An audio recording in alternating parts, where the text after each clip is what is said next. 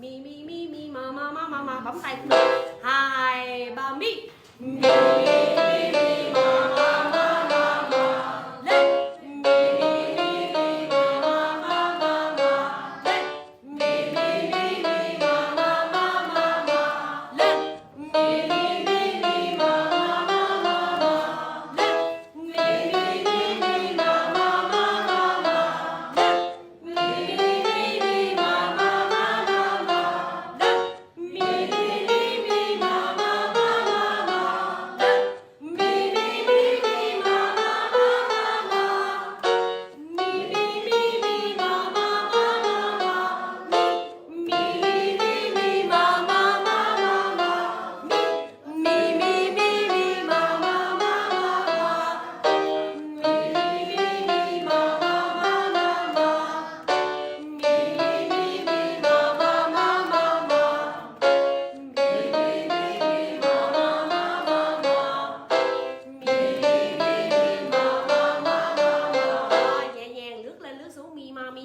Rồi, bấm thứ hai, mọi người nảy lên dùm cho Thúy 4 cái mi dọc, thì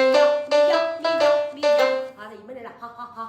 Thì bây giờ là mình giật lên nha, mi dọc, 4 cái chữ lên để dành cho những lúc nói nhanh nè, nói nhanh không có bị dính chữ, cũng có dính rồi mọi người ơi, thấy chưa? Mọi người ơi, tách cái chữ lên. Thì cái mẫu âm này giúp cho mọi người nảy được cái chữ rõ hơn nè. Mi dọc, giật cái cơ bụng nè. 2 3 nảy. Mi dọc.